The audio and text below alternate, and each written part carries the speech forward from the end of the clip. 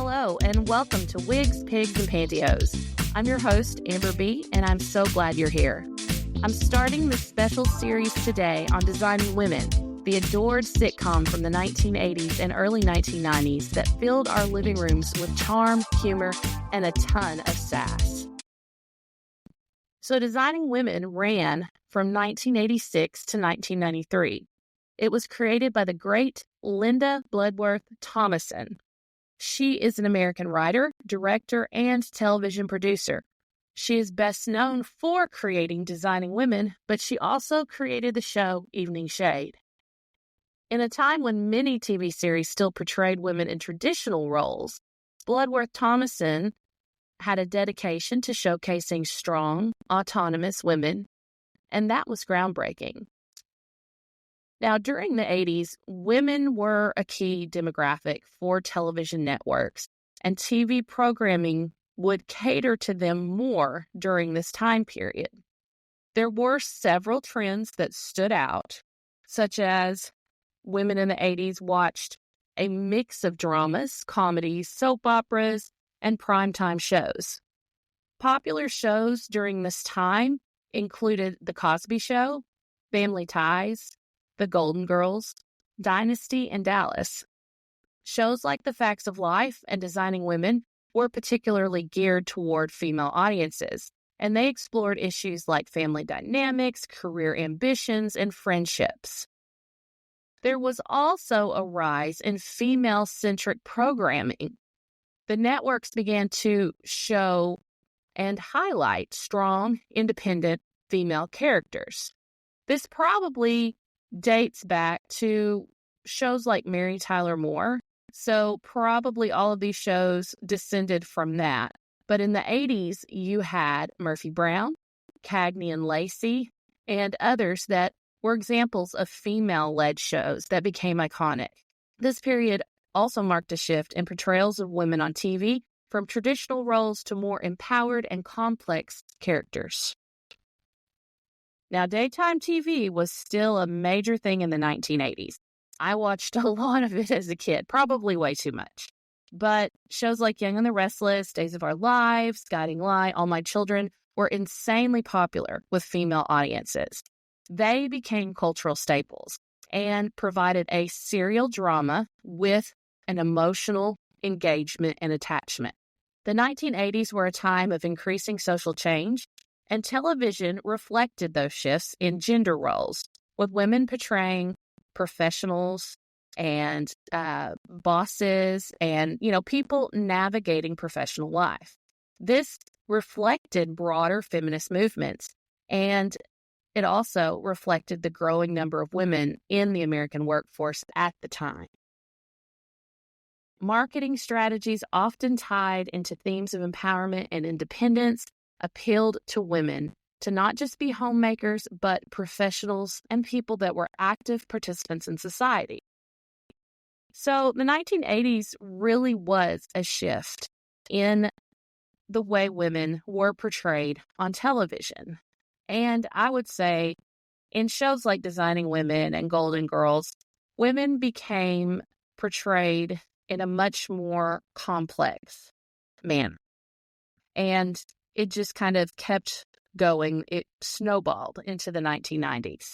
Designing Women is a cultural icon, as seen by interviews with the show's producers and cast.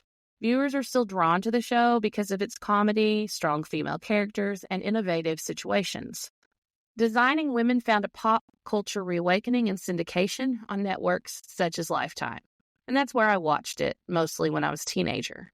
Some of the riskiest humor and content, though, were removed from the syndicated versions of the series, and episodes were trimmed for extra advertisements. There are condensed versions available. Hulu is pretty much a condensed version of the series. I mean, they did a good job, but there are still a few scenes missing. If you really want to see it in its entirety, the best thing to do would be to probably buy the DVDs.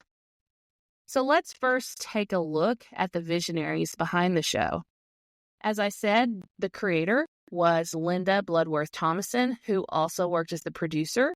She co-created Designing Women with her husband, Harry Thomason, and had a very significant role in shaping the series. Bloodworth Thomason's background in both producing and writing brought a unique blend of humor and social commentary to the show. Her creative leadership was essential to the show's blend of comedy and depth, often touching on themes like gender, race, and Southern culture. Harry Thomason, who I've met, by the way, I did meet him a couple of years ago, and that was awesome. He was a co-creator and producer. Thomason's partnership with Linda was key to the show's tone. They were responsible for crafting a series that blended sharp humor with heart and used these dynamic characters to explore social issues without losing its comedy roots. So now let's talk about the 5 breakout stars of Designing Women and the roles they became known for. First, we have Suzanne Sugarbaker, played by the great Delta Burke. Suzanne is glamorous, self-absorbed, and often brash. She is a beauty queen. She is charming, but can be seen as shallow and somewhat materialistic. But despite these flaws, Suzanne is fiercely loyal to her friends and family. She often finds herself at odds with the other women due to her dramatic personality. She's confident. She doesn't shy away from letting the world know about her many accomplishments and crowns and titles. But don't let that fool you. Underneath all the glitz and glam is a woman who's just trying to find her place in the world.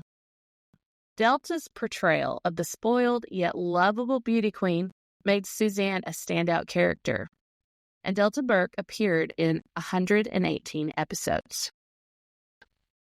Next is Dixie Carter, playing Julia Sugarbaker. Julia is the strong-willed, sophisticated, and eloquent businesswoman who serves as the moral backbone to the group. She is the older sister of Suzanne and acts as a motherly figure to her. Julia has a sharp tongue and is known for her witty, biting remarks. She is passionate about social issues and is often the one to stand up for what is right. Her monologues were legendary, with Carter's fierce delivery making her a symbol of strength and sophistication. Her no-nonsense, sharp, intellectual, just diatribes is the only word I can describe them as, just were a huge part of the show. She is one of my favorite, if not favorite, characters in the show. She was a feminist, and she often used her intelligence to challenge societal norms, making her one of the most interesting characters. Dixie Carter appeared in 163 episodes. Next is the character Mary Jo Shively, played by the great Annie Potts. Mary Jo is a more down-to-earth, practical woman who is a single mother of 2. She is often the voice of reason in the group and provides emotional support to her friends. Mary Jo has a dry sense of humor and occasionally struggles with self-esteem issues, but she remains a reliable and caring friend. Annie's performance helped anchor the show's more grounded and relatable elements. That kind of relatable humor is what made Mary Jo such an essential part of the dynamic of the Designing Women 4. She provided balance to the chaos, and it made you feel like you're watching a real everyday woman navigate the world of big personalities. Annie Potts appeared in 163 episodes. Next, we have the great Jean Smart, who played Charlene Fraser Stillfield. Charlene is sweet, naive, and a little bit ditzy, but she is genuinely a kind-hearted soul and a good person. She is an optimistic woman who often finds herself in quirky, amusing situations. Charlene is the most gentle of the group and often offers a sense of warmth and innocence to the office dynamic. Charlene is sweet, naive, and optimistic, and she offers a nice contrast to those sharper edges that Julia and Suzanne sometimes have. She may not always get the joke, but she brings warmth and kindness to every scene. Jean Smart appeared in 120 episodes. And then finally, we have Anthony Bouvier, and that character was played by the amazing Meshach Taylor. Playing the witty and lovable ex-con turned office assistant turned partner, Taylor's Anthony added heart and humor to the mix. His interactions with the other women were an important part of the show's success. Meshach Taylor appeared in 152 episodes. Other notable cast members that we'll talk about during this podcast include Alice Ghostly as Bernice Clifton, who appeared in 48 episodes. Bernice is a recurring character who is an eccentric older woman. She's sometimes a bit odd and forgetful, but she brings such a unique energy to the group. Bernice is often a source of comic relief and is known for her endearing, unpredictable behavior. Now, we will also go into the last 2 seasons of Designing Women in this podcast. I know some people call those the lost 2 seasons because they are not as popular today because they don't have the core 4, which when I say the core 4, that's Dixie, Annie, Delta, and Jean. But these are amazing comedians, female comedians that, did a great job with what they had. Now, the first one is Jan Hooks, who I love on Saturday Night Live. She's just amazing. She has passed away, but she was an amazing artist as far as sketch comedy. She played Carlene Fraser Dauber for 45 episodes, so she was in the last 2 seasons of the show. Then they brought in another sugar baker when Delta Burke left. They brought in another sugar baker character, Allison Sugar Baker, who was a cousin to Julia and Suzanne. And Allison was played by Julia Duffy, who used to be on the show Newhart, and I watched that when I was a kid. And she was pretty good, but she just did not gain the popularity that Delta and Jean had had. And then the very last season, they did recruit Judith Ivey to play BJ Poteet, and she was in 22 episodes, and she was a great comedian. Now, we'll also talk about some of the guest stars that were here and there during the run of the show. One is Richard Gilliland, who played J.D. Shackelford, and J.D. was Mary Jo's boyfriend, and interestingly enough, Jean Smart's husband in real life. Then there's Douglas Barr, who played Bill Stillfield, Charlene's on-screen husband, and then the great late Hal Holbrook, and he played Reese Watson, Julia's boyfriend. And when I was doing my research, I read that he was only in 8 episodes, but it seems like he was in a lot more than that. But apparently he was only in 8. Now, Delta Burke's real-life husband, Gerald McRaney, who is an amazing actor. Oh my gosh. He was in This Is Us, and I just, loved him in that. He played one of Suzanne's ex-husbands. And so we will also look at a few little statistics here. The release date was September 29th, 1986. I think I was 5 years old at the time. So I was probably not there for the premiere. I was probably watching Scooby-Doo or something. But it was on CBS, and the premiere episode was directed by Ellen Gittleson. So let's begin a quick scene-by-scene of the first episode. We open with a shot of the Sugar Baker design firm. And interestingly enough, the outside of Sugar Baker's is not set in Atlanta. It's actually where I'm from, in Arkansas. The Sugar Baker house is in Little Rock and not too far from where I am. And I've always thought that was so cool. The house is beautiful. It has big windows that let that southern sun pour in. And it's a mix of classic and contemporary. Charlene is actually on the phone at the beginning of this first episode, and you see this beautifully decorated house inside, and you can tell that this is definitely an interior design business.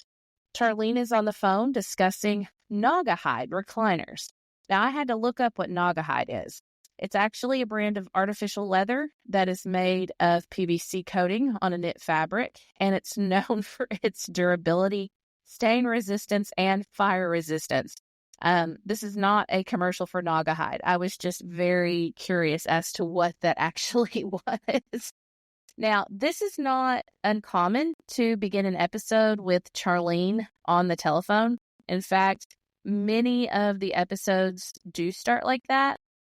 My favorite, which we'll talk about in a few weeks, my favorite is the episode where she is singing the Barbara Mandrell song, Sleeping Single in a Double Bed, into a marker. That, to me, is just so hilarious. And more often than not, you'll see Charlene first. She'll be the first person you see in an episode. So then we have Mary Jo, who arrives, and we find out that the Sugar Baker ladies are tasked with creating a design for a wealthy new client. And that's usually the basis for most episodes, especially in the beginning seasons. And,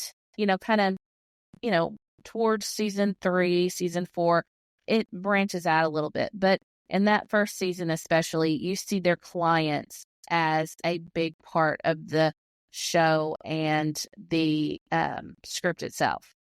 So Mary Jo, when she comes in, she seems to lack confidence, even though she definitely is a talented designer. But we can see that she is lacking a little bit of a backbone, and she is just not very confident at all.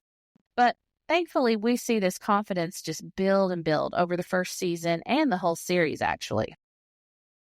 The episode introduction lets us into the humorous dynamic of working in a female-dominated environment. And, this is where the personal and professional can blend together in very funny ways. And, we see that in shows today like The Office or Parks and Rec. So this is a pretty common trope or sitcom concept. So then we meet Julia, and Julia comes straight into the office and puts her head down on her desk. She is very worried about money and the investments of the company. You can see that Julia is, a little bit over her head, and she is worried about the future of the business, especially since money was pooled together by her, Charlene, Suzanne, and Mary Jo. You actually find out that Julia began the business after her husband Hayden died the year before. At this point, we get the first of many unviewed characters in Designing Women. And what I mean by that is we are told about them, but we never see them. And my favorite that we'll talk about at some point is Lois and Shimmy. But there's always a character or two that is by name only. And they never show up in physical form on the show. So the one they talked about in the pilot was Mr. Tyson, who thinks that all unclothed figures in design are obscene. And Charlene, goes on to talk about all the things that he thought were obscene, including, fine art, unless they had angel wings and they were angels. It's pretty funny. Then Charlene gets a call from a suitor, and you find out that she is pretty unlucky in love and has been for quite a while. And this is no different. She said that she's already having doubts about her new boyfriend, and what bothers her the most is the bullet hole that was in his pants. So then the last of the 4 core, Suzanne, sweeps into the room, and she begins talking about a new client, which is kind of funny because you find out later that Suzanne's main task is to get new clients in and to have lunches and brunches with people and to just be the PR of the business. So for her to just come in and start talking business is interesting because she's really not that way in later episodes. She then proceeds to accuse Charlene of misplacing her alimony checks. Charlene then says that they are right where they always are, in alphabetical order by husband. This is also when Charlene first mentions not being a person going down the great freeway of life with the back of her dress tucked in her pantyhose. Now that will come back in later episodes. And spoiler alert, it's really funny because somebody does get caught with their dress tucked in their pantyhose in a later episode.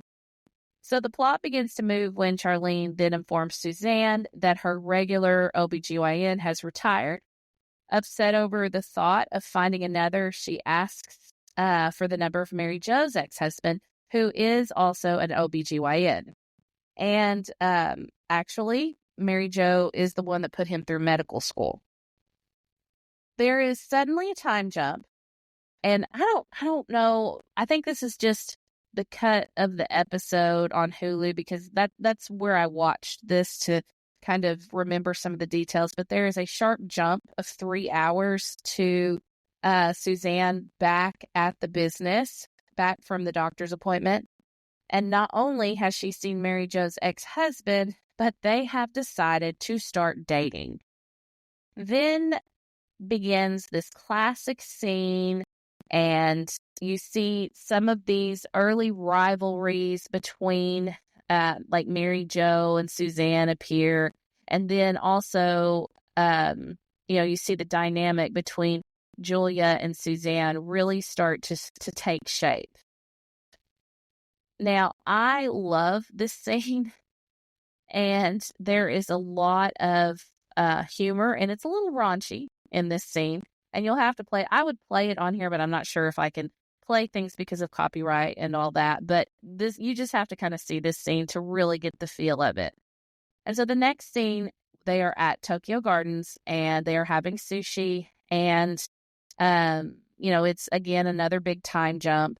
A couple of hours. So they're all eating and talking about what had happened that day. This is also the infamous Ray Dawn Simpson scene, that if you are a Designing Women fan, you know that this is one of the greatest scenes of all time. So while at the Tokyo Gardens restaurant, Mary Jo, Charlene, and Julia all have dinner and discuss the current situation with Suzanne and Mary Jo's ex-husband, Ted. Suddenly, Ray Dawn, this guy that just comes out of nowhere, asks to sit with the ladies, and he says that they look like they need some company. Julia then quickly tells him that he has completely misassessed the situation. And every time she says that, I just crack up. I'm going to do a quick rehash of this scene because this is just so funny. So Julia says, "There's no need for introductions, Ray Dawn. We know who you are." And he says, "You do?" And she says, "Of course. You're the guy who's always wherever women gather to try to be alone. You want to eat with us when we're dining in hotels. You want to know if the book we're reading is any good, or if you can keep us company on the plane. And I want to thank you, Ray Dawn, on behalf of all the women in the world, for your unfailing attention and concern. But read my lips and remember, as hard as it is to believe, sometimes we like talking just to each other, and sometimes we like just being alone." Well, Ray Dawn then leaves in a very embarrassed state, and we find out later on that he shows up again. So yeah, this is not the last we've heard of Ray Dawn. Suzanne then shows up and announces that she and Ted are jetting off to Paris for the weekend. This just makes the situation worse, as Mary Jo says that Paris was always her dream, yet Ted took her to the Lake of the Ozarks in Silver Dollar City. Then Suzanne proceeds to show the ladies a gorgeous ring from Ted, while Mary Jo, for the first time on the show, and she did this, after this is like a running joke, she shows everyone Ted's opal pinky ring. It's a plot point in a couple of later episodes, especially. So later, all the women show up back at the house. Of course, everyone's mad at Suzanne, and Suzanne gets her now fiance, Ted, to show up and discuss the current situation with Mary Jo. So it kind of went within a day. Suzanne proceeds to get engaged to Ted, and this just infuriates Mary Jo. This also is one of the very few times that they actually fight over a man or there's a man in between two of the characters. I mean, that is very rare that actually happens. And I don't think that the writers did that very often on purpose because, it was kind of like a Golden Girls thing where, they were sometimes fighting over men or whatever. But within Designing Women, that plot point was pretty rare, right? But I will say that I did like the dynamics between Annie Potts and the guy that played Ted, who is the great Scott Bakula, who was in Quantum Leap. I thought they had great chemistry. And it turns out, from what I've read, he was supposed to come back, but then he got a little show, like I said, called Quantum Leap, and he ended up doing that for a long time. Now, he did come back a couple times during the run of the show. It is during this time when they're kind of stuck in the living room together while the other ladies go into the storeroom that Mary Jo uses it as an opportunity to tell Ted all the things that has bothered her since their marriage ended. And, that includes working 2 jobs while Ted finished medical school. She then said that all she wanted was to know that what she did for Ted and their family mattered. And she asked Ted to say thank you. Pressured, he finally brings himself to tell Mary Jo an authentic thank you. And he looked like he sincerely appreciated, her devotion as his wife for so many years.